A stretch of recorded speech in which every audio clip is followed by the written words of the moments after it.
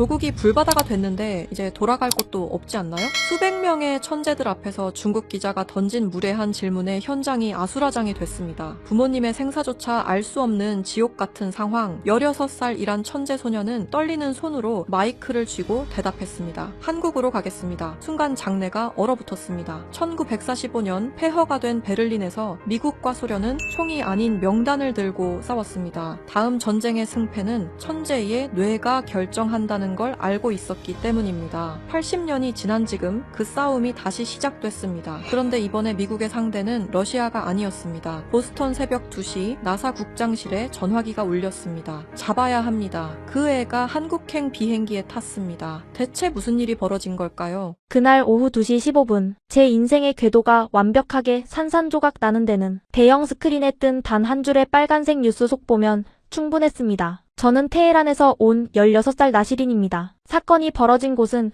미국 보스턴에 위치한 글로벌 우주 영재 캠프의 대강당이었습니다. 나사가 전액 후원하고 세계 상위 0.01%의 영재들만이 초대받는다는 이곳은 오직 논리와 수식만이 지배하는 완벽하게 차가운 세상이었죠. 전 세계에서 가장 똑똑하다는 수백 명의 천재들과 그들을 평가하기 위해 모인 최고의 천체, 물리학 석학들이 제 눈앞에 앉아 있었습니다. 불과 10분 전까지만 해도 저는 단상에 서서 목성, 탐사선의 비선형 동역학 궤도 진입 모델을 브리핑하고 있었습니다. 수만 개의 변수를 통제하며 우주의 법칙을 수학으로 증명해낼 때마다 장내에서는 낮은 탄성과 박수가 터져나왔습니다. 저는 제가 세상의 중심에 서 있다고 믿었습니다. 그 어떤 거대한 우주의 비밀도 제 머릿속에 공식으로 완벽하게 제어할 수 있다는 오만함이 제 온몸을 감싸고 있었으니까요. 그때 저는 몰랐습니다. 제가 찢어버리게 될 종이 쪼가리 한 장이 불과 6달 뒤 전 세계 과학계의 콧대를 산산조각 낼 거대한 폭풍의 시작이었다는 것을요. 저의 그 알량한 오만함이 끔찍한 절망으로 바뀌는 데는 1초도 걸리지 않았습니다. 강당 뒤편에서부터 웅성거리는 소리가 파도처럼 밀려오더니 심사위원석에 앉아있던 교수들의 스마트폰이 일제히 미친 듯이 진동하기 시작했습니다. 무언가 심상치 않은 일이 벌어졌다는 것을 직감한 순간 맨 앞줄에 앉아있던 한 외신 기자가 불쑥 마이크를 가로채며 자리에서 일어났습니다. 그의 입가에는 특종을 낚아챘다는 듯한 지독하게 비열하고 흥분된 미소가 번져 있었습니다. 나시린 양, 방금 들어온 긴급 속보입니다. 당신의 조국 테헤란의 대규모 폭격이 시작되었습니다. 통신망은 전부 파괴되었고 민간인 거주구역까지 완전히 잿더미가 되었다고 하는데요. 하늘이 뚫리고 조국이 사라진 마당에 당신의 그 훌륭한 우주 연구는 앞으로 어디서 계속하실 계획입니까? 그 기자의 말이 통역기를 거쳐 제 귀에 꽂히는 순간 세상의 모든 소리가 아득하게 멀어졌습니다. 수십 대의 카메라가 저를 향해 일제히 렌즈를 돌렸고 플래시 불빛이 터질 때마다 제 눈앞이 하얗게 전멸했습니다. 귀에서는 날카로운 기계음만이 맴돌았고 심장이 갈비뼈를 뚫고 바닥으로 곤두박질 치는 것 같았습니다. 숨을 들이마시려 했지만 온몸의 피가 차갑게 얼어붙어 폐부로 공기가 들어오지 않았습니다. 대강당의 거대한 스크린에는 제가 띄워놓았던 아름다운 목성의 궤도 대신 시뻘건 화염에 휩싸여 무너져 내리는 테헤란 시내의 참혹한 영상이 속보로 흘러나오고 있었습니다. 세상에서 가장 똑똑하다고 자부했던 천재들이 모인 그 강당 안에서 제 조국을 향해 쏟아지는 미사일을 막아낼 수 있는 물리 공식은 단 하나도 없었습니다. 저는 덜덜 떨리는 다리를 이끌고 도망치듯 대강당을 빠져나왔습니다. 기숙사 방으로 뛰어들어간 저는 미친 사람처럼 고향집에 전화를 걸었습니다. 손가락이 찢어질 듯 번호를 눌렀지만 수화기 너머로는 전원이 꺼져 있어 연결할 수 없다는 차가운 기계음만 수백 번 반복될 뿐이었습니다. 통신망이 전면 단절된 전쟁통 속에서 늙으신 부모님이 살아계실 확률은 제로에 가까웠습니다. 침대 시트를 꽉 틀어진 손마디가 하얗게 질렸고 숨을 쉴 때마다 날카로운 유리 조각을 삼키는 것처럼 목구멍이 찢어질 듯 아팠습니다. 눈물이 말라붙어 피눈물이 날 것 같던 그날 밤 새벽 1시 죽은 듯이 웅크려 있던 제 방문을 누군가 신경질적으로 두드렸습니다. 문을 열자 그곳에는 나사에서 국제영재 선발을 총괄하는 고위 관계자 콜먼 박사가 서 있었습니다. 최고급 캐시미어 코트를 걸치고 완벽하게 세팅된 은발을 한 그는 전쟁의 참혹함 따위는 자신과 전혀 상관없다는 듯 아주 여유롭고 부드러운 미소를 띠며 방 안으로 들어왔습니다. 마치 벼랑 끝에 몰린 어린 양을 구원하러 온 절대자처럼 말입니다. 나시린 조국의 비극은 정말 유감이란다. 그 무례한 기자 녀석의 질문은 마음에 두지 말 거라. 그는 위로의 말을 건네는 듯했지만 저는 그의 파란 눈동자 속에서 아주 정교하고 차갑게 돌아가는 계산기를 보았습니다. 그는 서류 가방을 열어 두꺼운 파일 하나를 제 책상 위로 미끄러지듯 밀어보냈습니다. 하지만 우리는 철저하게 이성적으로 생각해야 해. 너의 그 천재적인 두뇌는 인류의 위대한 자산이야. 전쟁통에 썩혀버리기엔 너무나도 아까운 재능이지. 여기 제트추진연구소 전액 장학금과 보스턴 최고급 기숙사, 그리고 너와 네 가족을 위한 미국 영주권 보장 서류가 있단다. 저는 멍한 눈으로 그 빳빳한 서류를 내려다보았습니다. 그리고 가장 마지막 장, 붉은색 잉크로 인쇄된 단 한 줄의 조항에서 시선이 멈췄습니다. 미국 정부에 영구적으로 귀속되며 향후 모든 연구, 성과와 권리는 나사의 소유로 한다는 명백한 노예 계약서였습니다. 콜먼 박사는 제 어깨를 가볍게 쥐며 낮게 속삭였습니다. 네가 이 서약서에 사인만 한다면 나사와 연계된 미 정부의 모든 정보망과 특수구출팀을 동원해서라도 네 부모님을 안전한 곳으로 빼내주마. 너는 그저 우리를 위해, 위대한 미국의 우주 개척을 위해 그 똑똑한 머리로 궤도 방정식만 풀어주면 되는 거야. 아주 합리적이고 완벽한 거래지 않니? 합리적인 거래. 그 단어가 고막을 때리는 순간 저는 명치 끝에서부터 뜨거운 구역질이 치밀어 오르는 것을 느꼈습니다. 그들은 제 부모님의 목숨을 인질로 잡고 제 뇌의 가치를 달러로 환산해 흥정하고 있었습니다. 타인의 끔찍한 불행을 틈타 자비로운 구원자의 얼굴을 하고서 저를 철저히 자신들의 소유물로 만들려 들고 있었습니다. 그것은 제 재능에 대한 존중이 아니라 폭력보다 더 잔인하고 오만한 서구 엘리트주의의 민낯이었습니다. 저는 천천히 자리에서 일어났습니다. 손끝이 파르르 떨렸지만 눈빛만큼은 절대 흔들리지 않으려 입술을 꽉 깨물었습니다. 그리고 콜먼 박사가 건넨 그 수십억짜리 서류 뭉치를 집어들어 그의 오만한 눈앞에서 아주 천천히 그리고 완벽하게 갈기갈기 찢어버렸습니다. 콜먼 박사님, 제 부모님의 목숨값이 제가 풀어낼 궤도 방정식 몇 개인가요? 얼굴에서 미소가 사라진 박사를 향해 저는 또박또박 말했습니다. 저는 당신들의 쇼윈도에 전시될 똑똑한 원숭이가 아닙니다. 내 조국이 불타고 가족이 죽어가는 것을 구경하며 던져주는 당신들의 그 더럽고 오만한 자선은 단 한 푼도 받지 않겠습니다. 찍찍 찢겨나간 백지수표 조각들이 보스턴 기숙사의 차가운 바닥 위로 눈송이처럼 흩날렸습니다. 얼굴이 불그락푸르락하게 달아오른 콜먼 박사는 거칠게 방문을 열고 나가며 저주에 가까운 독서를 퍼부었습니다. 후회하게 될 거다. 그 알량한 자존심 때문에 네 부모가 싸늘한 시신으로 발견되고 나서야, 비참하게 짓밟히고 나서야 내 제안이 얼마나 위대했는지 깨닫게 될 거야. 쾅 하는 소리와 함께 문이 닫히고 방 안에는 다시 끔찍한 정적이 찾아왔습니다. 허세 좋게 서류를 찢어버렸지만 당장 갈 곳 없는 16살의 이방인 소녀가 마주한 현실은 참혹했습니다. 부모님의 생사조차 알 수 없는 캄캄한 절망 속에서 제가 기댈 곳은 세상 어디에도 없어 보였습니다. 다리에 힘이 풀려 주저앉으려던 찰나 침대 구석에 팽개쳐져 있던 휴대폰이 아주 짧게 진동했습니다. 화면에는 유일한 핏줄, 서울로 시집간 언니 파린의 이름이 떠 있었습니다. 떨리는 손으로 통화 버튼을 누르자마자 언니의 다급한 목소리가 쏟아져 들어왔습니다. 나실인 짐 쌀 필요도 없어. 무조건 몸만 빠져나와. 형부가 방금 보스턴에서 인천으로 오는 비행기표 끊었으니까 당장 공항으로 뛰어. 여기서 언니랑 형부가 널 지킬게. 제발 살아만 있어줘. 언니의 목소리 뒤로 낯선 한국인 형부 강태성의 굵직한 목소리가 들려왔습니다. 처제 일단 와. 오면 다 살 길이 생기니까 무조건 와. 저는 가방을 움켜쥐고 기숙사를 빠져나왔습니다. 공항으로 향하는 택시 안에서 저는 끊임없이 불안의 공식들을 계산하고 또 계산했습니다. 혈연을 중시하고 외국인에게 배타적이라는 한국. 피 한 방울 섞이지 않은 외국인 사돈 처녀가 전쟁난 조국을 등지고 짐덩어리처럼 굴러들어가는 상황이었습니다. 아무도 믿어서는 안 되었습니다. 나사도 내게서 궤도 방정식을 원했던 것처럼 그 낯선 한국의 가족들도 나를 통해 무언가를 얻어내려 할지 모른다고 생각했습니다. 약한 모습을 보이고 쓸모가 없어지면 쫓겨날 것이 분명했습니다. 저는 덜덜 떨리는 손을 꽉 쥐며 감정을 완벽하게 통제하고 누구에게도 곁을 주지 않는 차가운 얼음벽을 겹겹이 세웠습니다. 하지만 저는 꿈에도 알지 못했습니다. 도망치듯 도착한 한국의 인천공항에서 보스턴의 그 거대한 자본주의보다 훨씬 더 묵직하고 거대한 중력장이 저를 기다리고 있을 줄은 말입니다. 그것은 제가 세운 완벽한 방어기제에 처음으로 깊은 균열을 만들어낸 충격적인 사건의 시작이었습니다. 태평양을 건너는 14시간의 비행이 끝나고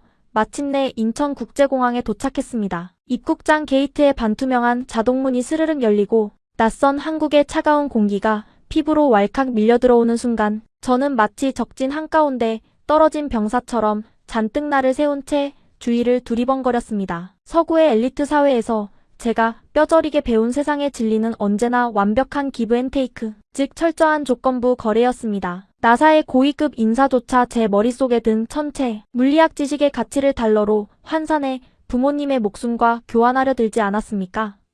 그렇다면 이 낯선 한국의 가족들 역시 겉으로는 저를 거두어주는 척하지만 결국 제게서 무언가 대가를 원할 것이 분명했습니다. 눈칫밥을 먹으며 천덕꾸러기 취급을 받겠지.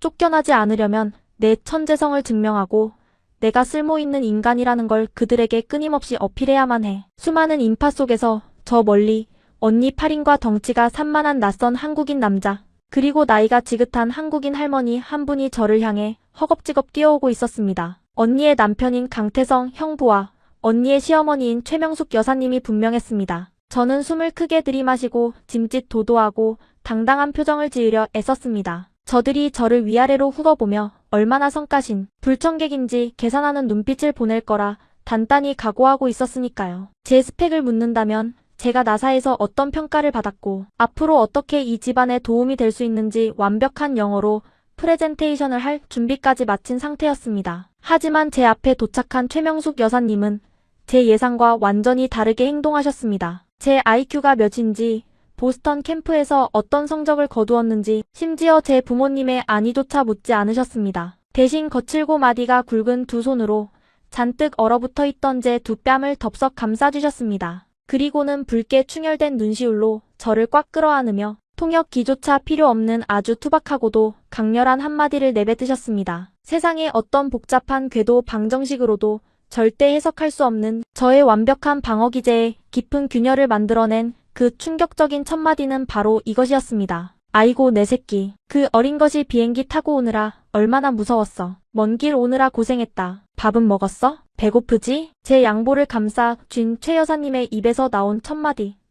언니 8인이 황급히 일한어로 통역해준 그 문장을 듣는 순간 저는 제 귀를 의심할 수밖에 없었습니다. 밥은 먹었냐고, 배가 고프지 않냐고. 그것이 지구 반대편에서 모든 것을 잃고 도망쳐온 16살 이방인 소녀에게 던진 첫 질문이었습니다. 미국 최고의 우주기관이라는 나사의 고위 관계자는 저를 보자마자 제 두뇌의 가치와 위대한 인류의 발전을 이야기했습니다. 제 머릿속에 든 지식이 얼마나 위대한지, 그것을 위해 얼마의 돈과 영주권을 지불할 수 있는지를 이성적으로 묻고 따졌습니다. 하지만 이 낯선 한국의 할머니는 제가 천재이건 말건, 앞으로 노벨상을 받을 제목이건 말건 그런 것에는 티끌만큼의 관심도 없어 보였습니다. 그저 핏기가 가신 제 하얀 얼굴을 보며 이 불쌍하고 조그만 아이가 며칠 동안 제대로 된 따뜻한 밥 한 술을 넘기지 못했을 거라는 사실, 오직 그 하나에만 온 신경을 집중하고 계셨습니다. 당황한 제가 아무런 대답도 하지 못하고 우두커니 서 있자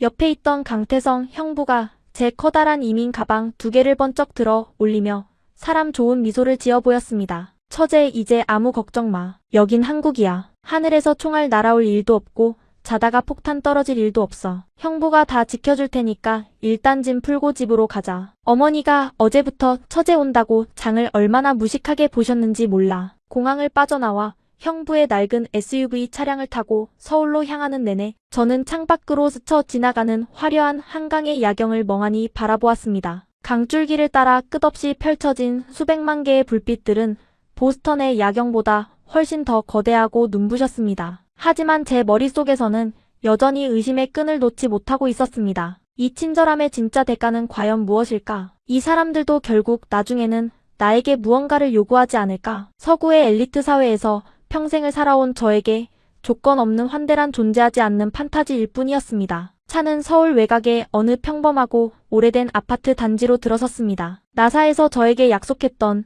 수영장이 딸린 보스턴의 최고급 대저택과는 거리가 먼 아주 소박하고 낡은 집이었습니다. 하지만 현관문을 열고 집 안으로 들어선 순간 저는 또다시 거대한 충격에 휩싸이고 말았습니다. 집 안가득 진동하는 진한 냄새. 그것은 한국 음식 특유의 마늘 냄새나 된장 냄새가 아니었습니다. 그것은 저에게 너무나도 익숙하고 동시에 이 낯선 땅에서는 절대 맡을 수 없을 거라 생각했던 고향의 향기였습니다. 거실 식탁 위에는 상다리가 부러질 정도로 엄청난 양의 음식들이 산더미처럼 차려져 있었습니다. 그런데 그 음식들의 정체가 저를 그 자리에 꽁꽁 얼어붙게 만들었습니다. 우리 사돈 처녀가 돼지고기는 입에도 대면 안 된다면서 파린이한테 물어보니까 할랄인지 뭔지 하는 고기만 먹어야 한다더라고. 그래서 우리gang 서방시켜서 저기 이태원 이슬람 사원 앞까지 가서 양고기랑 닭고기 제일 좋은 놈으로 떼어왔지. 내가 돋보기 끼고 유튜브 보고 열심히 따라 만들었는데 입에 맞을지 모르겠네. 최명숙 여사님이 앞치마에 젖은 손을 쓱쓱 닦으며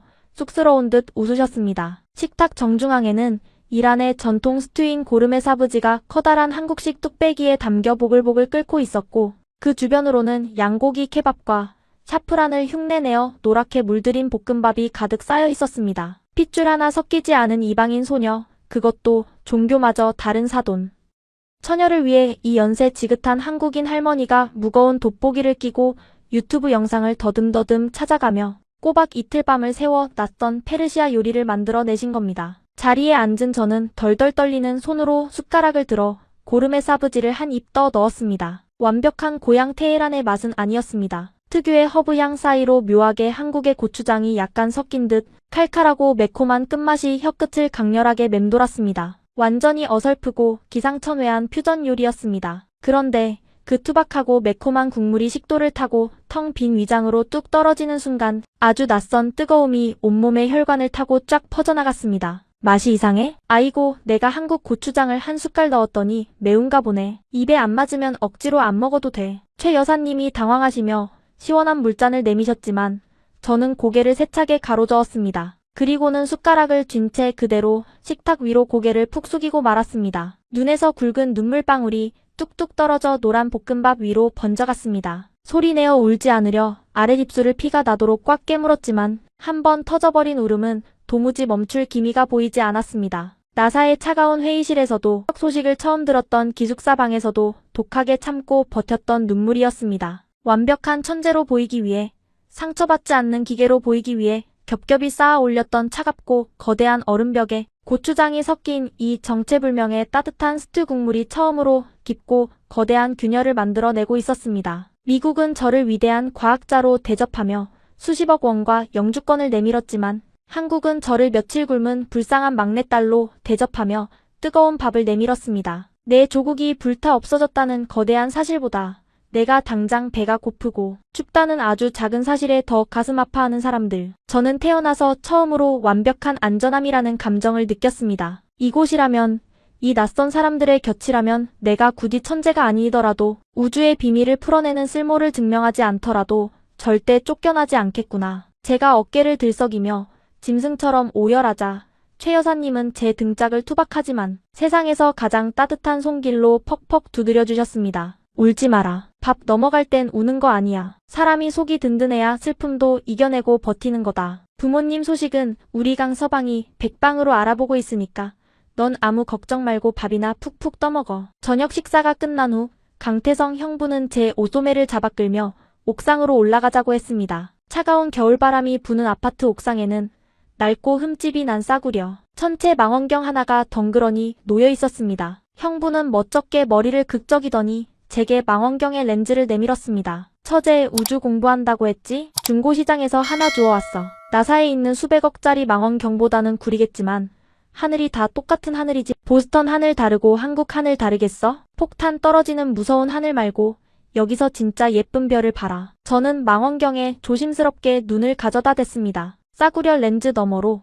서울의 화려한 네온사인 위로 아스라이 빛나는 겨울 별자리들이 눈에 들어왔습니다. 전쟁으로 조국의 하늘을 잃어버렸던 16살의 천재 소녀가 지구 반대편 한국의 허름한 아파트 옥상에서 세상에서 가장 따뜻하고 거대한 새로운 우주를 발견하는 순간이었습니다. 그날 밤 저는 한국 특유의 쩔쩔 끓는 따뜻한 온돌 바닥에 누워 정말 오랜만에 깊고 단잠에 빠졌습니다. 바닥에서 올라오는 훈훈한 열기가 제 얼어붙은 뼈속까지 녹여주는 듯 했습니다. 하지만 다음날 아침 꿀맛 같은 늦잠에서 깨어나 거실로 나온 저를 기다리고 있던 것은 따뜻한 된장찌개의 냄새만이 아니었습니다. 출근 준비를 하며 넥타이를 매던 강태성 형부가 식탁 위에 두툼한 서류 봉투 하나를 툭 내려놓았습니다. 봉투 겉면에는 한글로 무언가 딱딱한 글씨가 적혀 있었습니다. 처제 어제 푹 잤지? 자, 이건 형부가 처제를 위해 밤새 준비한 깜짝 선물이야. 처제 그 천재적인 머리, 한국에 왔다고 그냥 푹 썩히면 형부가 천벌받아. 내가 여기저기 수소문해서 한국에서 제일 똑똑하다는 괴물들만 모인다는 과학고등학교에 특별 편입학을 성사시켜놨어. 당장 다음 주 월요일부터 출석하면 돼. 교복도 다 맞춰놨으니까. 순간 제 손에 들려있던 물컵이 바닥으로 쨍그랑 떨어지며 산산조각이 났습니다. 겨우 한 끼의 따뜻한 밥으로 마음의 균열이 생기긴 했지만 저는 아직 이 낯선 나라의 사람들을 완전히 믿지는 못하고 있었습니다. 그런데 한국의 고등학교라니요. 그것도 전국에 내로라 하는 천재들이 말 그대로 목숨을 걸고 입시 전쟁을 벌인다는 한국의 과학고등학교라니요. 말도 완벽하게 통하지 않는 이방인 소녀가 이기주의와 극단적인 경쟁이 판을 치는 한국의 엘리트 교육 현장 한가운데로 던져진다는 것은 곧 사회적 죽음을 의미하는 것이나 다름없었습니다. 따뜻한 밥 한 끼가 만들어준 안도감은 아직 너무 얇고 불안정했습니다. 저는 다시 한번 마음속에 방어벽을 세우며 이를 악물었습니다. 이제 보스턴의 영재 캠프보다 수십 배는 더 잔혹하고 숨막히는 진짜 전쟁터, 한국과학고등학교라는 지옥의 교실 문을 열어야만 했습니다. 과연 저는 이 무시무시한 이방인의 정글에서 살아남아 다시 한번 궤도를 이탈하지 않을 수 있을까요? 그리고 그 교실 맨 뒷자리에 앉아있던 저와는 완전히 다른 방식으로 우주의 법칙을 해석하는 한 소년과의 만남이 제 인생을 또 어떻게 송두리째 뒤흔들어 놓을지 그때는 정말 꿈에도 알지 못했습니다. 형부 강태성의 낡은 이 차에서 내려 처음 마주한 한국과학고등학교의 정문은 마치 거대한 회색빛 요새처럼 보였습니다. 나사가 후원했던 보스턴 영재 캠프의 자유롭고 활기찬 잔디밭과는 달라도 너무 달랐습니다. 짙은 남색 교복을 단정하게 차려입고 무거운 백팩을 맨 학생들은 약속이라도 한 듯 바닥만 보며 빠른 걸음으로 교문을 통과하고 있었습니다. 그들 사이에서 서구적인 이목구비에 커다란 후드티를 뒤집어 쓴 제 모습은 마치 정밀하게 깎여 맞물려 돌아가는 거대한 톱니다. 바퀴들 사이에 툭 떨어진 이물질 같았습니다. 교장 선생님의 특별 배려로 편입학 절차는 일사천리로 진행되었지만 교실 앞문을 열고 들어선 순간 제 숨통을 꽉 조여온 것은 지독할 정도로 무거운 적막감이었습니다. 쉬는 시간임에도 불구하고 교실 안에는 차프심이 종이를 날카롭게 긁는 소리와 무거운 전공, 서적의 책장을 넘기는 소리만이 가득했습니다. 수십 개의 까만 눈동자들이 일제히 저를 향해 꽂혔을 때 그 시선들 속에는 호기심보다 명백한 경계심과 적대감이 서려 있었습니다. 제 이름과 이란에서 왔다는 사실, 그리고 미국 최고의 우주 캠프에서 넘어왔다는 스펙은 이미 소문으로 쫙 퍼져 있었으니까요. 그들에게 저는 환영받을 새로운 전학생이 아니라 자신들의 내신 등급을 깎아먹을 가장 강력하고 이질적인 포식자일 뿐이었습니다. 저는 턱을 치켜들고 교실 맨 뒷자리 구석으로 가방을 던지듯 내려놓았습니다. 그래, 누가 친구라도 해달래? 어차피 언어조차 완벽하게 통하지 않는 이 낯선 한국의 정글에서 제가 할 일은 오직 하나였습니다. 압도적인 실력으로 이 콧대 높은 우물 안개구리들을 완벽하게 짓눌러버리고 제 천재적인 가치를 증명하는 것뿐이었습니다. 그것만이 이 집안에서 쫓겨나지 않고 나아가 제 부모님을 구출하기 위해 제가 가질 수 있는 유일한 무기라고 믿었으니까요. 그날 오후 제 오만함이 교실을 완전히 뒤집어 놓은 사건이 터졌습니다. 심화 천체 물리 시간이었습니다. 백발이 성성한 물리 선생님은 칠판에 복잡한 대기 역학의 난제를 적어 내려가기 시작했습니다. 인공위성이 지구로 귀환할 때 겪는 대기 마찰 계수와 궤도 이탈 변수를 구하는 문제로 대학원생들도 며칠 머리를 싸매고 고민해야 할 수준의 악랄한 계산식이었습니다. 선생님은 분필을 내려놓으며 한국어로 무언가를 길게 설명하셨습니다. 통역 앱을 통해 이어폰으로 들려온 내용은 대략 이러했습니다. 이 문제를 이번 수업 시간 내에 완벽하게 푸는 학생에게는 다가오는 국제물리 올림피아드 국가대표 선발전에 학교 대표 티켓을 주겠다는 것이었죠. 교실 안에 한국 학생들은 절망적인 한숨을 내쉬며 미친 듯이 공식을 노트에 베껴 적기 시작했습니다. 하지만 제 눈에 그 문제는 너무나도 선명하고 투명한 유리 구슬처럼 보였습니다. 굳이 복잡한 계산식을 수십 줄 나열할 필요도 없었습니다. 공간의 변수를 아주 조금만 비틀어 직관적인 차원에서 접근하면 단 세 줄의 공식으로 답이 튀어나오는 구조였으니까요. 저는 헛웃음을 치며 자리에서 벌떡 일어났습니다. 의자가 바닥을 긁으며 끼익하는 날카로운 소리를 냈고 일제히 저를 향해 고개가 돌아갔습니다. 저는 뚜벅뚜벅 교단 앞으로 걸어 나가 물리 선생님의 손에 들린 하얀 분필을 말없이 넘겨받았습니다. 그리고 칠판의 빈 공간에 제가 머릿속으로 그린 직관적인 비선형 공식을 거침없이 휘갈기기 시작했습니다. 타다닥.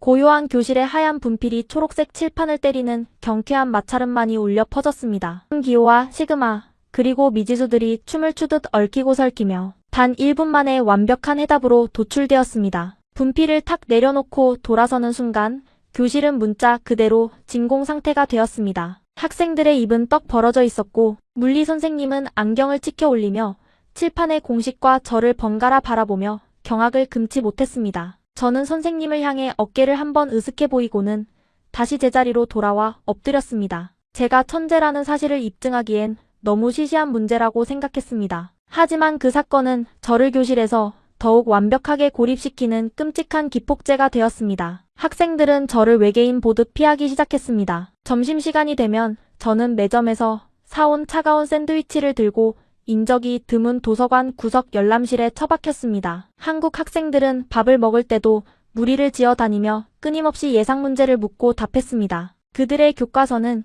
형광펜과 포스트잇으로 너덜너덜해져 있었고 손가락에는 펜을 하도 쥐어궂은 살이 박여 있었습니다. 저는 속으로 그들을 비웃었습니다. 창의성이나 우주를 꿰뚫는 직관력은 하나도 없이 그저 기계처럼 주입식으로 외우기만 하는 딱한 녀석들. 내가 마음만 먹으면 너희들이 며칠 밤을 새운 그 미련한 노력 따위는 단 10분 만에 짓밟아 버릴 수 있어. 그런데 제 그 오만한 얼음벽에 처음으로 기이한 균열을 만들며 다가온 사람이 있었습니다. 우리 반의 반장이자 제가 전학 오기 전까지 이 학교의 압도적인 전교 1등이었던 남학생 윤혜일이었습니다. 윤혜일은 다른 아이들처럼 저를 질투하거나 피하지 않았습니다. 그는 늘 차분하고 무심한 눈동자로 제 풀이 과정을 묵묵히 관찰했습니다. 그러던 어느 날 제가 혼자 도서관에서 양자 역학 논문을 영어로 작성하고 있을 때였습니다. 윤혜일이 맞은편에 불쑥 노트북을 내려놓고 앉더니 제 모니터 화면을 손가락으로 가리켰습니다. 6번째 줄 수식에 치명적인 오류가 있어. 소수점 셋째 자리 계산이 틀렸잖아. 그의 입에서 나온 유창하지만 억양이 딱딱한 영어를 듣는 순간 저는 발끈해서 쏘아붙였습니다. 겨우 소수점 하나야. 전체적인 흐름과 직관적인 아이디어가 훨씬 중요한 거 아니야? 이런 자잘한 계산 따위는 나중에 나사 컴퓨터가 알아서 해준다고. 저는 영어로 날카롭게 대답했습니다. 제 날 선 반응에 윤혜일은 눈도 깜짝하지 않고 저를 똑바로 쳐다보며 대답했습니다. 네 직관이 뛰어난 건 인정해. 하지만 나실인 여긴 나사가 아니라 한국이야. 한국에서는 인공위성 발사 궤도를 계산할 때 소수점 셋째 자리 오류 하나 때문에 천문학적인 세금이 날아가고 프로젝트가 박살나. 우리는 완벽해질 때까지 수천 번, 수만 번을 검증하고 또 검증해. 혼자서 100점을 맞는 오만한 천재보다 완벽을 위해 팀원들과 함께 밤을 새우는 미련한 노력이 결국엔 세상을 바꾸는 법이라고. 윤혜일은 서툰 영어에 한국어를 섞어 말했습니다. 그의 말은 묘하게 제 자존심을 심하게 긁었습니다. 팀이라고? 서구의 엘리트 사회에서 팀이라는 것은 그저 나보다 능력이 떨어지는 자들이 제 발목을 잡는 거추장스러운 족쇄일 뿐이었습니다. 저는 코웃음을 치며 노트북을 거칠게 덮어버렸습니다. 그래, 어디 한번 두고 보자. 너희들의 그 미련한 노력과 팀워크가 내 천재성을 이길 수 있는지. 그리고 며칠 뒤 제 오만함을 산산조각 낼 중간고사 대체 프로젝트 과제가 발표되었습니다. 차세대 고효율 위성통신망을 지상기지국과 연동하여 설계하라는 무시무시한 과제였습니다. 선생님은 4명씩 조를 짜서 진행하라고 했지만 저는 단호하게 거절했습니다. 언어도 완벽하게 통하지 않는 열등한 녀석들과 점수를 나누느니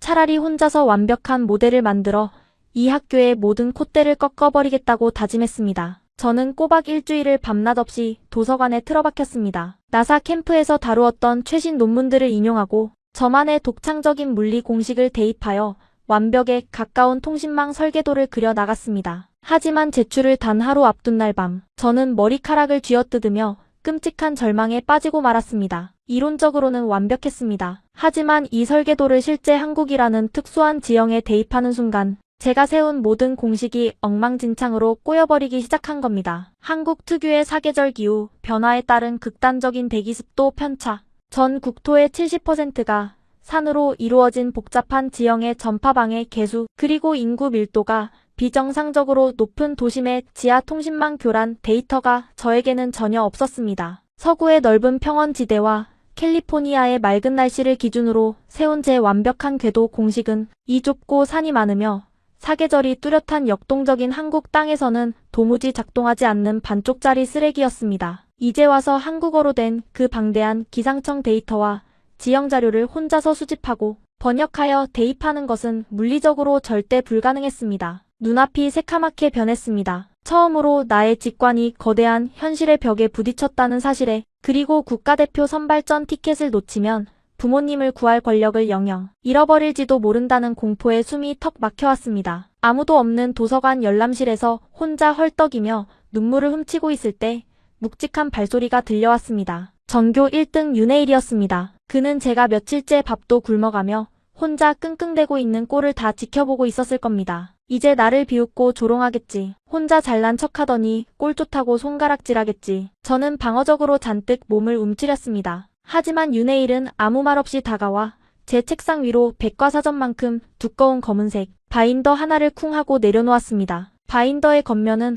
얼마나 손을 탔는지 너덜너덜했고 그 안에는 형광펜으로 빽빽하게 밑줄이 그어진 방대한 양의 한국 지형 데이터와 기상청의 통신 교란 패턴 자료들이 아주 깔끔하게 영문으로 번역되어 정리되어 있었습니다. 이게 다 뭐야? 제가 떨리는 목소리로 묻자 윤혜일은 며칠 밤을 새운 듯 붉게 충혈된 눈을 비비며 피곤한 듯 목을 한번 꺾었습니다. 그리고 무심하게 대답했습니다. 네가 못 찾고 헤매고 있는 로컬 변수들. 지난 며칠 동안 우리 조원들이 다 같이 밤새워서 영문으로 번역하고 교차 검증한 데이터야. 네 그 완벽한 궤도 공식에 이 데이터만 대입하면 이 학교 역사상 최고의 통신망 모델이 나오겠지. 가져다 써. 제 머리를 거대한 둔기로 세게 얻어맞은 것 같았습니다. 우리는 올림피아드 국가대표 선발전 단 한 자리를 두고 피 튀기게 싸우는 가장 강력한 적군이었습니다. 그런데 도대체 왜 적군인 나에게 자신들이 피땀 흘려 만든 가장 강력한 무기를 아무 조건 없이 넘겨주는 것일까요? 어째서? 너는 나를 이겨야 국가대표가 될 수 있잖아. 내가 이 데이터를 써서 완벽한 과제를 내면 네가 질 텐데 도대체 왜 이러는 거야? 제 절규에 가까운 질문에 윤혜일은 뒤를 돌아보며 씩 웃었습니다. 그 미소에는 저를 향한 얄팍한 적대감도 알량한 동정심도 없었습니다. 오직 단단하고 기이한 연대감만이 서려 있었습니다. 우리는 한 팀이잖아. 네가 만점을 받든 내가 만점을 받든 결국 가슴에 태극마크를 달고 세계대회에 나가서 이겨야 하는 건 한국팀이야. 미국 나사 애들이 콧대 높이고 있을 때 우리가 다 같이 박살을 내줘야지. 혼자서 1등 해봤자 팀이 지면 무슨 소용이야? 빨리 그 공식에 대입이나 해. 시간 없어. 그날 밤 저는 텅 빈 도서관 열람실에 앉아 소리 없이 펑펑 울었습니다. 제가 평생을 서구 사회에서 살아오며 배웠던 철저한 개인주의와 차가운 생존 법칙이 이 이상한 나라의 교실에서 완벽하게 박살나고 있었으니까요. 그들이 피땀 흘려 모은 데이터를 대입하자 제 프로젝트는 단 한 번의 오차도 없는 완벽한 결과물로 완성되었습니다. 그리고 너무나 당연하게도 저와 윤혜일은 나란히 국제물리 올림피아드 국가대표 최종 선발 명단에 이름을 올리게 되었습니다. 상인인 제가 특별 귀화 절차를 통해 저를 품어준 이 나라의 태극마크를 가슴에 달고 세계 무대에 출전할 자격을 얻게 된 것입니다. 하지만 그 따뜻한 기적과 평화는 그리 오래가지 않았습니다. 올림피아드 결승전 출국을 불과 보름 앞두고 열린 국가대표 합숙 훈련 기간이었습니다. 전국에 내로라 하는 천재들이 모인 연수원 식당에서 윤혜일을 비롯한 한국 팀원들과 다 같이 웃으며 저녁 식사를 하던 중이었습니다. 식당 한쪽 벽에 걸린 대형 텔레비전에서 예능 프로가 갑자기 끊기더니 미친 듯이 요란한 사이렌 소리와 함께 시뻘건 바탕에 긴급 속보가 흘러나왔습니다. 현지 시각 새벽 3시 이란 수도 테헤란을 비롯한 주요 외곽 도시에 역대 최대 규모의 융단 폭격이 가해졌습니다. 현재 이란 전역의 국가통신망과 지하 전력망이 완벽하게 파괴되어 외부와의 연락이 전면 단절된 상태입니다. 다수의 민간인 사상자가 발생한 것으로 추정되며 앵커의 목소리가 귀가에서 아득하게 웅웅거리며 멀어졌습니다. 제 손에 들려있던 쇠젓가락이 식판 위로 챙그랑 떨어졌습니다. 전면 단절. 그 말은 곧 피난처를 찾아 떠돌고 계실 부모님의 생사를 이제는 지구상 그 어떤 방법으로도 영영 확인할 길이 없어졌다는 뜻이었습니다. 제가 윤혜일이 건넨 데이터를 보며 한국의 정을 느끼고 있을 때 제 조국의 부모님은 잿더미 속에서 서서히 죽어가고 계셨던 겁니다. 통신탑이 무너지고 도로가 끊긴 참혹한 전쟁통에서 두 노인이 살아남을 확률은 제로에 가까웠습니다. 저는 비명을 지르며 미친 사람처럼 식당을 뛰쳐나갔습니다. 하지만 하늘의 별조차 보이지 않는 새카만 절망의 늪에서 허우적대는 저를 구원할 기적이 형부 강태성의 그 낡은 수첩 속에서 시작될 줄은 상상조차 하지 못했습니다. 그것은 나사의 최첨단 군사 위성조차 해내지 못한 오직 대한민국만이 할 수 있는 가장 위대하고 미련한 방식의 기적이었습니다. 식당의 대형 텔레비전에서 이란 전역의 통신망이 완벽하게 파괴되었다는 앵커의 절망적인 목소리가 울려 퍼진 순간 저는 미친 사람처럼 식판을 엎어버리고 밖으로 뛰쳐나갔습니다. 등 뒤에서 윤혜일과 다른 팀원들이 놀라 제 이름을 부르는 소리가 들렸지만 제 귀에는 아무것도 들리지 않았습니다. 국가대표 연수원 건물의 어두운 비상계단을 구르듯 뛰어올라 옥상 철문을 쾅 하고 박차고 나갔습니다. 칠흑같이 어두운 겨울밤, 살을 에이는 듯한 매서운 칼바람이 제 뺨을 후려쳤습니다. 옥상 난간에서 한 발짝 떨어진 곳에 서서 저는 숨이 끊어질 듯 헐떡였습니다. 모든 것이 부질없었습니다. 제가 대기역학의 비선형 방정식을 1분 만에 풀어내면 무엇합니까? 우주의 기원을 계산해 내고 인공위성의 궤도를 완벽하게 통제하면 무슨 소용이 있습니까? 정작 폭탄이 쏟아져 내리는 새카만 하늘 아래에서 저를 낳아준 부모님의 숨통 하나 지켜내지 못하는 이 알량한 물리 공식들이 너무나도 끔찍하고 역겨웠습니다. 차라리 나사의 그 더러운 백지수표에 당장 사인을 했더라면 내 영혼과 조국을 팔아서라도 부모님을 구출해달라고 그 오만한 콜먼 박사의 바지가랑이라도 붙잡고 매달렸더라면 적어도 지금쯤 미국 정부의 특수구출팀이 부모님을 안전한 곳으로 모시고 가지 않았을까. 지독한 후회와 뼈를 깎는 절망감이 저를 거대한 괴물처럼 집어삼켰고 저는 차가운 콘크리트 바닥에 주저앉아 짐승처럼 울부짖으며 제 머리카락을 쥐어뜯었습니다. 그때였습니다. 굳게 닫혀있던 옥상 철문이 무언가에 부딪히듯 거칠게 열리며 짐승의 헐떡임 같은 거친 숨소리가 들려왔습니다. 나시린, 너 여기서 뭐 하는 거야? 연수원 선생님들의 다급한 연락을 받고 서울에서부터 미친 듯이 과속을 하며 달려온 형부 강태성과 언니 파린이었습니다. 형부는 옥상 바닥에 쓰러져 발버둥치는 저를 단숨에 일으켜 세웠습니다. 제 눈물 범벅이 된 얼굴을 멍하니 내려다보는 형부의 표정은 단순히 처제를 걱정하는 슬픔이나 연민이 아니었습니다. 그것은 무언가를 단단히 결심한 맹수와도 같은 아주 매섭고도 번뜩이는 눈빛이었습니다. 형부 다 끝났어요. 테헤란 통신망이 다 파괴됐대요. 이제 우리 엄마 아빠가 살아계신지 시체가 되었는지 영영 알 수가 없게 됐어요. 제가 천재면 뭐예요? 저는 세상에서 제일 쓸모없는 쓰레기예요. 제가 실성한 사람처럼 중얼거리자 강태성 형부가 커다란 두 손으로 제 양어깨를 부서질 듯 꽉 틀어지며 소리쳤습니다. 정신 차려 나시린. 포기하기엔 아직 일러. 넌 너의 완벽한 물리를 믿지? 형부는 모래바람을 마시며 맨손으로 사막에 도시를 세웠던 한국 아저씨들의 징그러운 오지랖을 믿어 통신망이 끊겼다고? 미국 인공위성이 모래 폭풍에 가려서 못 찾는다고? 웃기지 말라 그래. 저는 형부의 말이 도대체 무슨 뜻인지 조금도 이해할 수가 없었습니다. 형부 강태성은 20대 젊은 시절부터 십수년간 중동 지역의 거대한 교량과 댐을 건설하는 대형 건설회사의 현장 소장 출신이었습니다. 형부는 덜덜 떨고 있는 저를 향해 한국인들만이 가진 그 지독한 근성에 대해 이야기하기 시작했습니다. 처제, 과거 우리 한국 건설쟁이들이 어땠는지 알아? 옛날에 말이야. 중동 사막 한가운데서 돈 몇 푼 쥐고 맨몸으로 뛰어들었던 게 바로 우리 한국 사람들이야. 달러 몇 푼 더 벌겠다고 간 게 아니라 불가능을 가능으로 만들겠다는 그 무식하고 끈끈한 개척 정신. 그 피와 땀이 지금 저 중동 바닥 지하 깊숙한 곳까지 거미줄처럼 다 깔려있다고. 형부는 그 자리에서 즉시 두꺼운 패딩 안주머니를 뒤지더니 모서리가 다 해져서 너덜너덜해진 낡은 가죽 수첩 하나를 꺼내 들었습니다. 그리고는 떨리는 손으로 스마트폰의 다이얼을 미친 듯이 누르며 여기저기 전화를 돌리기 시작했습니다. 두바이 김 소장님, 저 강태성입니다. 예, 다름이 아니라 제 처가 쪽 어르신 두 분이 테헤란 외곽에 고립되셨는데 폭격 때문에 통신이 다 끊겼습니다. 그쪽 현장에 우리 시멘트 납품하던 현지 업자 알리씨 아직 있죠? 그 친구 외곽 라인 좀 싹 다 뒤져주십시오. 예, 부탁드립니다. 최 반장님. 예, 태성입니다. 이란 남부 국경 쪽으로 넘어가는 비밀 루트 아직 뚫려 아시죠? 그쪽으로 우리 중장비 넘기던 트럭 기사들 무전망 좀 싹 다 열어주세요. 돈은 얼마가 들어도 제가 다 댈 테니까 사람 2명만 제발 찾읍시다. 그것은 제 상상을 완전히 초월하는 그야말로 경이로운 광경이었습니다. 나사의 최첨단 군사 위성이나 미국 정부의 공식 외교 채널이 아니었습니다. 과거부터 중동에 펄펄 끓는 사막 한가운데서 땀 흘리며 모래바람을 마셨던 한국 건설 노동자들. 그들이 현지인들과 같은 솥에서 밥을 나누어 먹고 때로는 멱살을 잡고 싸우며 때로는 무너지는 갱도에서 서로의 목숨을 구해주며 거미줄처럼 촘촘하고 기형적으로 엮어놓은 민간 네트워크가 이 새벽에 실시간으로 가동되기 시작한 겁니다. 두바이의 한국인 소장이 테헤란의 현지 시멘트 업자에게 연락을 취하고 사우디에 있는 한국인 반장이 이란 국경을 넘나드는 트럭 기사들에게 군용 무전기로 신호를 쳤습니다. 폭격으로 기지국 통신망이 파괴되었다면 직접 낡은 트럭을 몰고 비포장도로를 달렸고 전화가 안 되면 사람을 띄워 입에서 입으로 소문을 냈습니다. 나사가 수십억 달러짜리 위성으로 하늘에서 땅을 내려다볼 때 한국의 중년 아저씨들은 땅바닥에 엎드려 모래를 뒤집었으며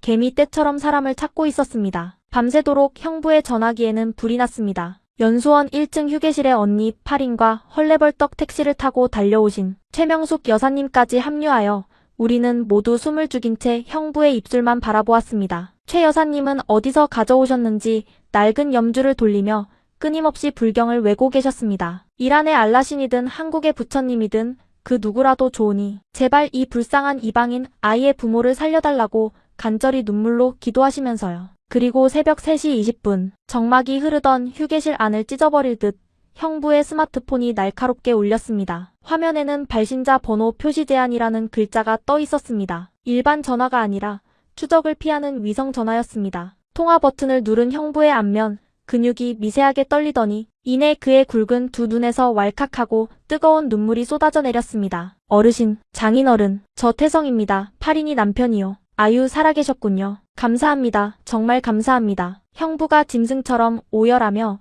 덜덜 떨리는 손으로 제게 스마트폰을 넘겼습니다. 수화기 너머로는 심한 전파 잡음과 함께 제가 그토록 듣고 싶어 미칠 것 같았던 익숙하고도 쉰 목소리가 들려왔습니다. 나시린 내 딸 나시린이니? 우리는 안전하단다. 한국 건설회사가 예전에 지어놓은 지하 깊은 대피 벙커에 숨어있어. 여기서 알게 된 한국인 현장 감독관이 자기 비상용 위성 전화를 몰래 빌려주었단다. 밥은 잘 먹고 있니? 다친 데는 없고? 엄마였습니다. 하늘에서 무자비한 폭탄이 쏟아져 내리는 지옥 속에서도 기적처럼 한국 건설 현장의 거대한 지하 벙커로 피신하여 목숨을 부지하고 계셨던 겁니다. 그 거대한 중동의 사막 한가운데서 이름조차 알지 못하는 한국인 아저씨들의 징그러울 만큼 끈질긴 오지랖과 끈끈한 정이 기적을 만들어낸 것입니다. 저는 전화를 두 손으로 꼭 붙잡고 목 놓아 울었습니다. 그 울음은 끔찍한 절망의 끝에서 터져나온 가장 완벽한 환희이자 저를 살려준 이 기적 같은 나라의 사람들을 향한 맹렬한 감사함이었습니다. 부모님의 생존을 확인한 그날 밤,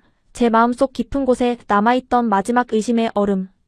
조각마저 완벽하게 녹아내려 증발해버렸습니다. 저는 더 이상 갈 곳 없는 이방인 천재 소녀가 아니었습니다. 보이지 않는 수만 명의 한국인 가족들이 든든하게 등 뒤를 받쳐주고 있는 세상에서 가장 자랑스러운 대한민국 국가대표팀의 일원이었습니다. 가자 윤해일, 짐 싸자. 일본 도쿄로 건너가서 나사고 자시고 콧대 높은 놈들 다 박살을 내버리자고. 다음날 아침 저는 그 누구보다 밝고 결의에 찬 목소리로 윤해일과 팀원들에게 외쳤습니다. 우리는 완벽한 한 팀이 되어 출국 준비를 마쳤습니다. 부모님이 지하 벙커에 살아계신다는 사실 하나만으로도 제 머릿속의 직관력과 지능은 2배 이상으로 팽창하며 폭발하는 듯 했습니다. 그 어떤 악마 같은 궤도 문제가 나와도 펜 하나로 전부 찢어버릴 자신이 있었습니다. 그런데 일본 도쿄로 출국하기 바로 전날 밤이었습니다. 합숙훈련소 정문 앞에 번쩍이는 검은색 최고급 세단 한 대가 미끄러지듯 멈춰 섰습니다. 그리고 굳게 닫힌 차문이 열리며 최고급 수제 구두를 신은 남자의 발이 빠져나왔을 때 펄펄 끓어오르던 제 심장은 다시 한번 차갑게 얼어붙고 말았습니다. 말끔한 은발머리에 서류 가방을 들고 뱀처럼 여유로운 미소를 지으며 제 앞에 나타난 불청객. 그는 바로 보스턴에서 저에게 영주권 서약서를 들이밀었던 나사의 콜먼 박사였습니다. 그가 태평양을 건너 이 늦은 밤 한국의 훈련장까지 저를 쫓아온 이유는 단 하나뿐이었습니다. 그것은 제 부모님의 목숨을 미끼로 던지는 세상에서 가장 달콤하고도 잔인한 악마의 속삭임이었습니다. 훈련소 정문 앞을 가로막은 거대한 검은색 세단. 그 차가운 금속성 광택은 방금 전까지 부모님의 벙커 생존 소식을 듣고 펄펄 끓어올랐던 제 심장을 순식간에 차갑게 얼어붙게 만들었습니다. 묵직하게 열린 차문 사이로 완벽하게 다려진 최고급 수트와 은발을 번쩍이며 내린 사람은 두말할 것 없이 나사의 콜먼 박사였습니다. 보스턴에서 제게 부모님의 목숨을 미끼로 조국을 버리라고 강요했던 그 오만한 서구, 엘리트주의와 거대 자본의 상징 말입니다. 그는 한국의 매서운 겨울바람 속에서도 전혀 위축됨 없이 오히려 이 외곽의 초라한 국가대표 훈련소 건물을 비웃듯 여유로운 미소를 띠며 저를 향해 천천히 걸어왔습니다. 그의 몸에서 풍기는 값비싼 향수 냄새가 훈련소 주변의 흙냄새를 덮어버리며 제 코끝을 찔렀습니다. 그것은 곧 거대한 자본과 권력, 그리고 절대적인 힘의 냄새였습니다. 나시린, 이 작은 나라의 구석진 훈련소까지 너를 찾아오느라 꽤 고생을 했단다. 네가 보스턴에서 내 위대한 제안을 거절하고 도망쳤을 때 나는 네가 감정에 치우쳐 이성적인 판단력을 상실한 불쌍한 어린아이라고 생각했지. 하지만 며칠 전 이란의 대규모 폭격이 떨어졌다는 소식을 듣고 네가 얼마나 공포에 떨고 있을지 걱정이 되더구나. 그래서 내가 직접 아주 확실한 선물을 하나 들고 태평양을 건너왔지. 콜먼 박사는 훈련소 1층의 낡은 면회실 소파에 다리를 꼬고 앉아 서류 가방에서 다시 한번 그 지긋지긋한 두꺼운 파일 뭉치를 꺼내어 탁자 위로 밀어보냈습니다. 보스턴의 기숙사 방에서 제가 반으로 찢어버렸던 바로 그 백지수표와 영주권 서약서였습니다. 새로 인쇄된 빳빳한 종이 위에는 이전보다 훨씬 더 파격적인 연구, 지원금과 혜택들이 빽빽하게 적혀 있었습니다. 제가 아무 말 없이 하얀 종이와 그의 얼굴을 번갈아 노려보자 콜먼 박사는 몸을 앞으로 숙이며 뱀처럼 교활하고 낮게 속삭였습니다. 네가 방금 전 그 우스꽝스러운 한국의 민간 건설업자들의 도움으로 부모님과 위성 전화를 했다는 사실은 이미 정보망을 통해 보고를 받았다. 한국인들이 꽤나 쓸데없는 오지랖을 부렸더구나. 하지만 나시린, 아주 이성적이고 차갑게 계산을 해보거라. 지하 벙커? 그곳이 언제까지 안전할 것 같니? 물과 식량이 떨어지면 혹은 현지 무장 세력이 벙커의 환기구를 찾아내면 그 늙고 힘없는 네 부모님은 결국 도간에 든 쥐처럼 굶어 죽거나 총에 맞을 운명이야. 전화 한 통 연결했다고 목숨을 건진 게 아니란 말이다. 그의 말은 예리한 비수처럼 제 폐부를 깊숙이 찔러 들어왔습니다. 아무리 부정하고 싶어도 절대 부정할 수 없는 참혹한 현실이었습니다. 형부 강태성의 민간 네트워크가 기적처럼 부모님을 찾아냈지만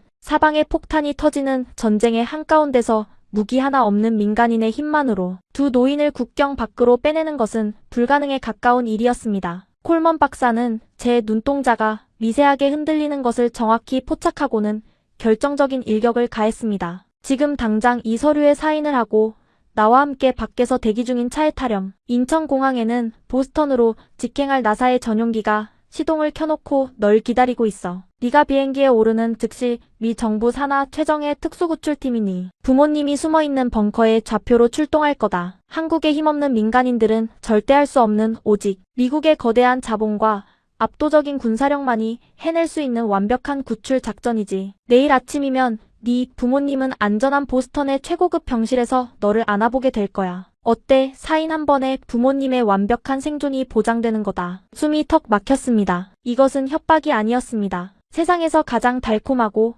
그 어떤 인간도 절대 거절할 수 없는 완벽한 구원의 밧줄이었습니다. 제가 평생을 바쳐왔던 천체 물리학의 정점, 수십억 원의 돈, 흔들리지 않는 지위, 그리고 무엇보다 제가 세상에서 가장 사랑하는 부모님의 즉각적이고 확실한 생존 보장. 이 모든 것이 탁자 위에 놓인 종이 한 장과 펜자루 하나에 달려 있었습니다. 제 손이 덜덜 떨리기 시작했습니다. 제 머릿속의 이성적인 뇌세포들은 당장 펜을 집어들고 사인을 하라고 미친 듯이 소리치고 있었습니다. 가슴에 달린 태극마크.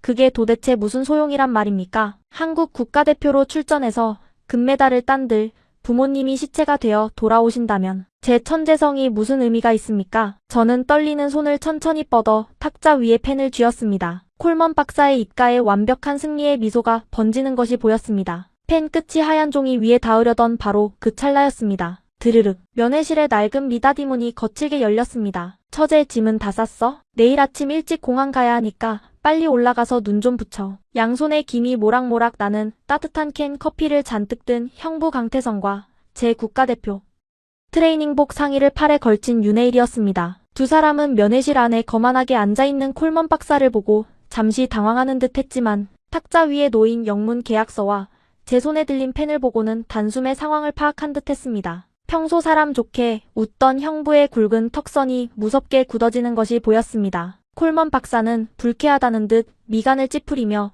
통역기를 통해 한국어로 오만하게 말했습니다. 방해하지 마시죠. 이 천재 소녀는 지금 자신의 위대한 인생과 부모님의 목숨을 구하기 위해 세상에서 가장 합리적인 선택을 하는 중이니까요. 그 말을 들은 형부는 당장 콜먼 박사의 멱살을 잡거나 저를 향해 배신자라며 당장 펜을 내려놓으라고 소리칠 줄 알았습니다. 하지만 형부는 뚜벅뚜벅 탁자 위로 다가오더니 제가 꽉 쥐고 있는 손 위에 자신의 크고 거친 손을 살포시 포개어 얹었습니다. 나시린, 이 미국 사람 말이 사실일 수도 있어. 네가 저 종이에 사인하면 장인어른이랑 장모님 훨씬 더 빠르고 안전한 곳으로 모실 수 있을지도 몰라. 저는 눈을 동그랗게 뜨고 형부를 올려다보았습니다. 형부의 눈은 붉게 충혈되어 있었고 목소리는 미세하게 떨리고 있었습니다. 형부 네트워크로 현지의 식량도 몰래 넣어주고 안전하게 지켜드릴 수는 있지만 총알이 빗발치는 국경을 넘는 작전은 아무래도 우리 힘만으로는 시간이 걸려. 근데 저 사람들은 군대를 동원해서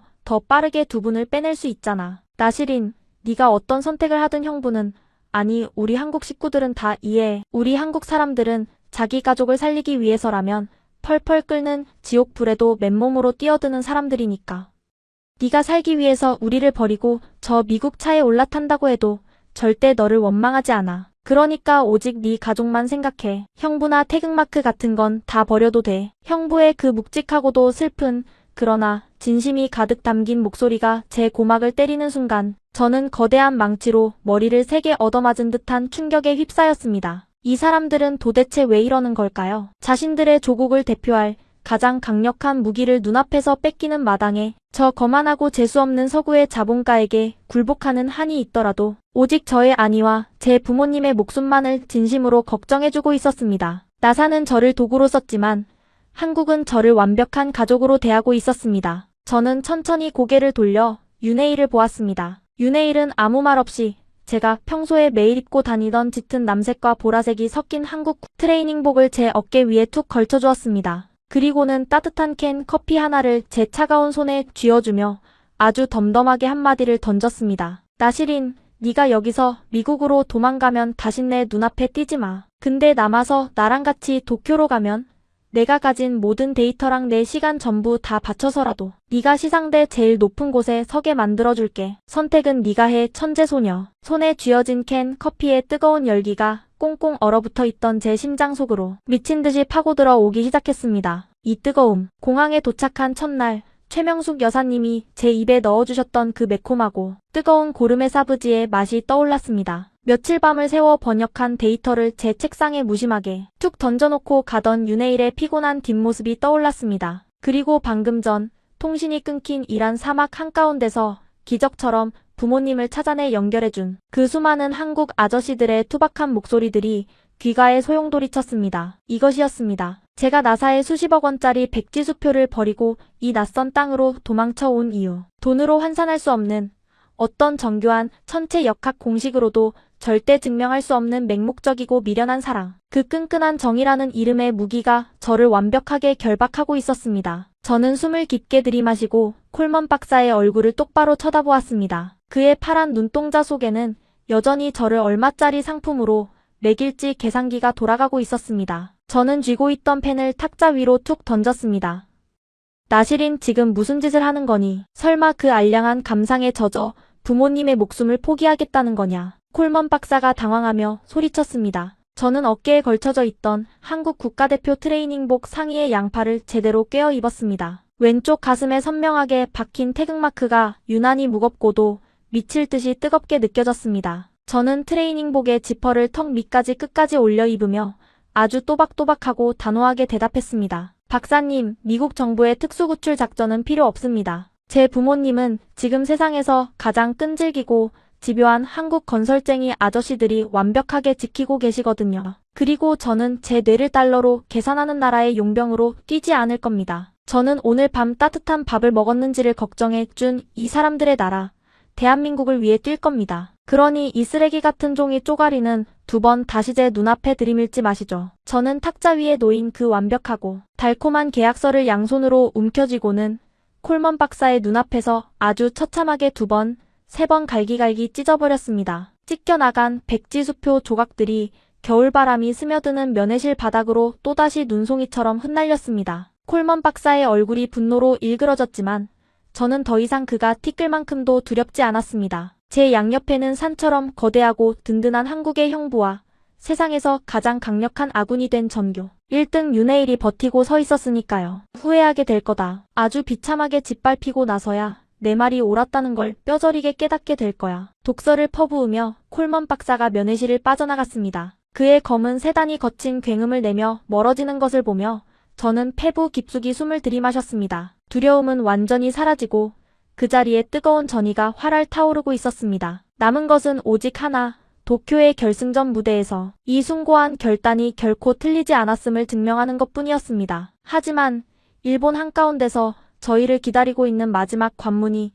세계의 모든 석학들이 포기해버린 악마의 난제일 줄은 상상도 하지 못했습니다. 과연 저의 직관력과 한국팀의 미련한 희생정신은 그 지독한 불가능의 벽을 뚫어낼 수 있을까요? 나사의 콜먼 박사가 퍼부은 저주 섞인 독서를 뒤로하고 우리 대한민국 대표팀은 드디어 국제물리 올림피아드 결승전이 열리는 일본 도쿄행 비행기에 올랐습니다. 저는 비행기 창밖으로 부서지는 새하얀 구름을 뚫어지게 바라보며 속으로 수백 번, 그리고 수천 번을 맹렬하게 다짐했습니다. 이기겠다. 반드시 완벽하게 승리해서 나를 거두어주고 제 부모님을 지켜준 이 위대한 나라의 재단에 금메달을 바치겠다. 하지만 결전의 장소인 도쿄대학의 거대한 돔 경기장에 들어선 순간 우리의 그 뜨거운 결의는 너무나도 참혹한 절망의 벽 앞에 부딪히고 말았습니다. 전 세계 수십 개국에서 선발된 최상위 천재들이 숨을 죽이고 있는 가운데 대회 주최 측이 경기장 정중앙에 거대한 대형 스크린을 통해 마지막 결승 과제를 띄운 순간이었습니다. 그 문제를 본 각국의 대표팀 지도 교사들조차 하얗게 질린 얼굴로 입을 다물지 못했고 심지어 몇몇 학생들은 너무나도 압도적인 난이도에 절망하며 그 자리에서 펜을 내려놓고 눈물을 터뜨리기 시작했습니다. 그것은 단순히 고등학생 영재들의 수준을 벗어난 문제가 아니었습니다. 세계 최고의 천체 물리학 석학들조차 수십 년 넘게 매달렸지만 도무지 풀이의 실마리를 찾지 못해 영원한 미제로 포기해버렸던 이른바 악마의 영역이라 불리는 초고난도 비선형 천체 역학의 실제 적용 과제였기 때문입니다. 문제의 정체는 이러했습니다. 기후변화로 인한 극단적인 대기 교란 상황 속에서 지구, 저궤도를 도는 수만 개의 위성 파편 충돌을 방지하고 실시간으로 통신 위성의 궤도를 재설정하는 완벽한 융합 공식을 설계하라는 것이었죠. 이 잔인한 장벽 앞에서 우리에게 주어진 제한 시간은 겨우 4시간에 불과했습니다. 올림피아드 결승전은 개인 과제와 함께 팀 전체가 공동으로 도전하는 최종팀 과제가 합산되어 국가 순위를 매기는 방식이었습니다. 개인 과제에서 우수한 성적을 거두는 것은 물론이고 이 최종팀 과제에서 만점을 받는 것이야말로 종합 우승의 핵심 열쇠였죠. 모두가 불가능이라고 외치고 있을 때 저는 덜덜 떨리는 주먹을 꽉 쥐고 대형 스크린에서 눈을 떼지 못하고 있었습니다. 제 머릿속의 신경세포들이 미친 듯이 스파크를 튀기며 돌아가기 시작했습니다. 이 복잡하게 얽힌 기상 이변의 변수들과 궤도 방정식. 이것은 제가 한국과학고등학교 도서관에서 며칠 밤을 새우며 끙끙대던 바로 그 통신망 문제의 우주적 확장판이었습니다. 그리고 그때 저를 비웃는 대신 전교 1등 윤해일이 붉게 충혈된 눈으로 무심하게 던져주었던 두꺼운 검은색 바인더의 내용들이 머릿속을 스쳐 지나갔습니다. 한국의 변화무쌍한 사계절과 극단적인 기후를 버텨내는 방대한 실측, 데이터들이 제 머릿속에 직관적인 물리 공식과 거대한 화학작용을 일으키기 시작한 겁니다. 보인다. 길이 완벽하게 보인다. 어떻게 변수를 통제하고 궤도를 수정해야 하는지 그 거대하고 아름다운 큰 그림이 머릿속에 선명하게 그려졌습니다. 하지만 그 벅찬 기쁨도 잠시 저는 덜덜 떨리는 양손으로 책상을 짚으며 털썩 주저앉고 말았습니다. 절망적이게도 저에게는 그것을 증명할 물리적인 시간이 턱없이 부족했습니다. 제 직관이 맞다는 것을 완벽한 수식으로 증명하기 위해서는 수만 개의 하위 변수들을 동시에 계산하여 하나의 거대한 식에 오차없이 대입해야만 했습니다. 아무리 천재적인 두뇌를 가졌어도 혼자서 이 모든 연산과 검증을 처리하려면 최소 10시간은 좋게 걸릴 미친 작업량이었습니다. 우리에게 남은 시간은 이제 겨우 3시간 30분 남짓. 혼자서는 절대 불가능해. 여기서 끝인 건가? 결국 개인의 천재성이라는 것은 시간이라는 물리적 장벽 앞에서는 한낱먼지에 불과한 것인가? 제가 하얗게 질린 얼굴로 아래 입술을 피가 나도록 깨물고 있을 때였습니다. 제 옆자리에서 자신의 개인 과제 시험지를 뚫어지게 쳐다보던 윤혜일이 불쑥 제 팔꿈치를 툭 쳤습니다. 나시린 표정이 왜 그래? 너 답 찾았지? 궤도 보이냐? 제가 절망스러운 목소리로 헐떡이며 속삭였습니다. 찾았어. 근데 혼자서는 도저히 계산할 시간이 안 나와. 변수가 너무 많아. 나 혼자서는 절대 4시간 안에 증명할 수 없어. 끝났어. 그 말을 들은 윤혜일은 아주 잠시, 정말 찰나의 순간 동안 자신의 책상 위에 놓인 개인 과제 시험지를 가만히 내려다보았습니다. 그 시험지에는 그가 한국에서 수년 동안 코피를 쏟아가며 피땀 흘려 준비해온 노력의 결정체가 담겨 있었고, 그것을 풀어내면 그토록 원하던 세계 최고의 명문대 진학이 완벽하게 보장되어 있었습니다. 하지만 윤혜일은 1초의 망설임도 없이 자신의 개인 시험지를 덮어버리더니 팀 과제 답안지를 앞으로 끌어당겼습니다. 그리고는 반대편에 앉아있던 우리 팀의 박도진과 송지은을 향해 고개를 끄덕였습니다. 그 짧은 눈빛 교환, 그것은 세상의 어떤 언어나 논리로는 절대 설명할 수 없는, 오직 한국인들만이 공유할 수 있는 지독하고도 끈끈한 텔레파시였습니다. 박도진과 송지은 역시 일말의 미련도 없다는 듯 씩 웃으며 자신들의 개인 과제를 미련 없이 덮어버리고 팀 과제에 합류했습니다. 나시린, 지금부터 네 머릿속에 있는 그 직관적인 큰 그림을 우리한테 쪼개서 던져. 내가 A구역 대기 마찰 계수를 계산할게. 지은이가 B구역 궤도 이탈 변수를 맞고 도진이가 우리 둘의 값을 실시간으로 교차 검증한다. 넌 그냥 오케스트라 지휘자처럼 우리한테 지시만 내리고 마지막 결론만 뽑아내. 까짓것 세계 최고의 석학들이 풀다 도망친 문제, 우리 한국팀이 다 같이 박살을 내주자. 저는 너무 놀라 심장이 멎을 뻔했습니다. 너희들 미쳤어? 이렇게 하면 너희 3명의 개인 점수는 완벽한 0점이 돼. 개인 메달을 다 포기하겠다는 거야? 너희들의 인생과 미래가 걸려있잖아. 윤혜일이 펜의 플라스틱 뚜껑을 이빨로 물어뜯어내며 저를 향해 씩 웃었습니다. 우리는 한 팀이잖아. 미국 나사 애들처럼 각자 잘나서 혼자 100점 맞고 혼자 메달 따는 건 우리 한국 스타일 아니야. 한국에서는 네가 죽으면 나도 죽고 네가 살아야 우리도 같이 사는 거야. 팀 과제에서 만점을 받으면 종합 점수로 다 뒤집을 수 있어. 그러니까 헛소리 그만하고 빨리 첫 번째 공식부터 불러. 시간 없어, 천재소녀. 눈시울이 붉어지며 시야가 흐려졌습니다. 서구의 차가운 엘리트주의에서는 감히 상상조차 할 수 없는 위대한 일이 눈앞에서 벌어지고 있었습니다. 자신의 개인 영광을 완전히 희생해서라도 팀 과제를 빛나게 만들어주는 지독하게 미련하고도 위대한 한국 특유의 희생적 팀워크가 이 도쿄의 거대한 결승전 무대 한가운데서 무서운 속도로 폭발하기 시작한 것입니다. 그때부터의 4시간은 마치 거대한 전쟁터와도 같았습니다. 저는 머릿속의 궤도 공식들을 미친 듯이 쏟아내며 수만 개의 변수들을 3명에게 분배했습니다. 윤혜일과 지은이, 도진이는 기계처럼 정확하고 빠르게 손가락에 쥐가 나도록 볼펜을 굴리며 수천 개의 연산을 미친 듯이 쳐내기 시작했습니다. 다른 나라의 천재들이 자신들의 알량한 개인 점수를 1점이라도 더 올리기 위해 각자 고군분투하며 이기적으로 싸우고 있을 때 오직 대한민국 대표팀의 4명만이 하나의 거대한 유기체처럼 서로의 숨소리를 완벽하게 공유하며 악마의 난제를 향해 돌진하고 있었습니다. 손바닥은 뜨거운 땀으로 흥건했고 책상 위에는 수십 장의 이면지가 눈더미처럼 쌓여갔습니다. 종료 30초 전입니다. 장내 아나운서의 떨리는 목소리가 거대한 돔을 울리는 순간 윤혜일이 피가 맺힌 손가락으로 마지막 궤도 검증값을 제게 던졌습니다. 저는 그 값을 낚아채듯 받아 제 최종 공식의 마지막 빈칸에 우겨 넣었습니다. 완벽했습니다. 단 1mm의 오차도 없이 모든 궤도가 제자리를 찾아 완벽하게 맞물려 돌아갔습니다. 세계 최고의 석학들이 수십 년 동안 뚫지 못했던 그 견고한 불가능의 장벽이 한국의 고등학생 4명이 뭉친 땀방울 앞에서 산산조각이 나는 위대한 순간이었습니다. 마침표를 쾅 찍음과 동시에 경기 종료를 알리는 날카로운 버저 소리가 돔 경기장을 찢을 듯 울려 퍼졌습니다. 우리 4명은 약속이나 한 듯 동시에 펜을 집어 던지고 거친 숨을 몰아쉬었습니다. 그리고 정확히 1시간 뒤 모든 채점을 마친 백발의 심사위원장이 덜덜 떨리는 손으로 마이크 앞에 섰습니다. 기적입니다. 인류의 영원한 미제로 남을 줄 알았던 마지막 천체. 역학팀 과제에서 단 하나의 오차도 없는 완벽한 해답이 나왔습니다. 만점입니다. 자신의 개인 점수를 완벽하게 포기하고 팀 전원이 하나의 거대한 지성에 매달린 올림피아드 역사상 유례없는 놀라운 전략.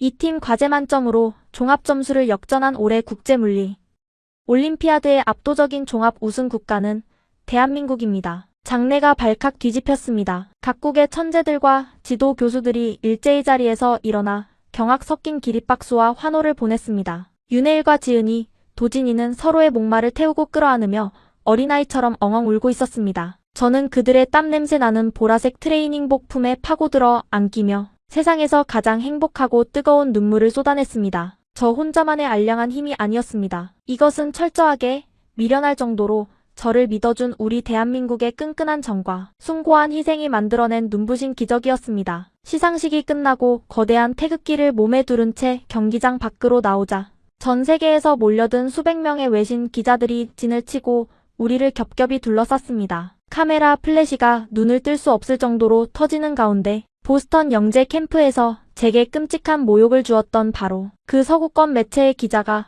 또다시 무례하게 마이크를 들이밀었습니다. 나시린 양, 당신은 조국 테헤란이 불타는 와중에 나사의 수십억 원짜리 제안과 미국 영주권을 찢어버렸습니다. 그리고 오늘 이 한국팀의 친구들은 자신들의 아이비리그 진학을 바닥으로 던지면서까지 당신의 공식을 도왔습니다. 도대체 왜 그렇게까지 완벽한 미국을 버리고 낯선 한국이라는 나라를 고집한 겁니까? 후회하지 않습니까? 수백 대의 카메라가 돌아가는 주변이 일순간 쥐죽은 듯 조용해졌습니다. 저는 왼쪽 가슴에 달린 태극마크를 오른손으로 꽉 쥐었습니다. 제 머릿속에는 모래바람을 뚫고 제 부모님을 벙커로 피신시켜준 한국 건설 현장 아저씨들의 투박한 땀방울과 저를 위해 밤새 돋보기를 끼고 매콤한 할랄 스튜를 끓여주신 최명숙 여사님의 거친 두 손이 스쳐 지나갔습니다. 그리고 무엇보다 지금 제 양옆에 자랑스럽게 서 있는 이방인인 저를 위해 자신의 가장 찬란한 미래를 포기해준 이 미련하고도 위대한 한국의 동료들이 있었습니다. 저는 카메라 렌즈를 똑바로 응시하며 제 인생에서 가장 묵직하고 단호한 목소리로 전 세계를 향해 대답했습니다. 전혀 후회하지 않습니다. 나사는 저를 데려가기 위해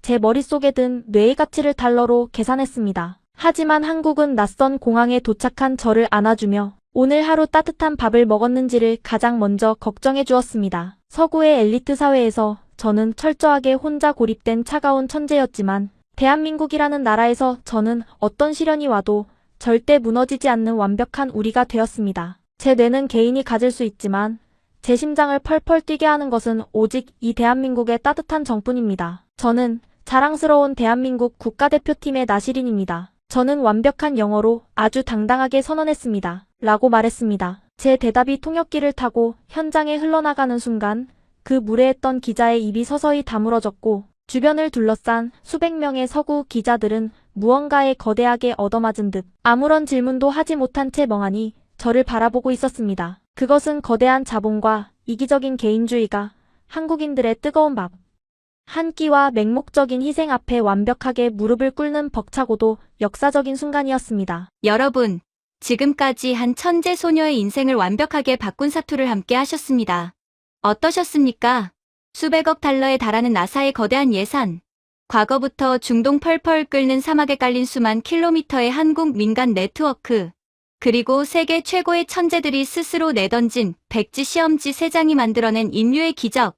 결국 미국 워싱턴 한복판에서 이 생중계를 지켜보던 나사의 콜먼 박사는 이렇게 뼈저린 패배를 인정했다고 합니다. 우리는 수십억 달러의 돈으로 천재의 차가운 뇌를 사려 했지만 한국은 투박한 밥 한 끼로 천재의 뜨거운 심장을 통째로 얻어버렸습니다. 라고 말이죠. 아무도 이방인 소녀의 캄캄한 내일을 믿어주지 않을 때였습니다. 거대한 자본이 영주권을 인질로 몰아세울 때 한국의 가족들은 조용히 매콤한 스튜를 끓여냈고 16살의 한국 아이들은 묵묵히 자신의 메달을 포기했습니다. 그리고 마침내 세상에서 가장 바보 같은 그 희생이 가장 이기적인 세상을 완벽하게 이겨냈습니다. 이 가슴 벅찬 이야기가 더 많은 사람에게 닿아야 한다고 생각하신다면 지금 당장 이 영상을 공유해 주십시오. 여러분의 화면 터치 한 번과 공유 하나가 계산기를 두드리지 않고 비를 함께 맞아주는 대한민국의 진짜 가치를 전 세계에 널리 알리는 위대한 명분이 됩니다. 가슴이 뜨거워지셨다면 지금 당장 댓글에 정 한 글자만 남겨주십시오. 남겨주십시오. 남겨주십시오. 남겨주십시오. 남겨주십시오. 남겨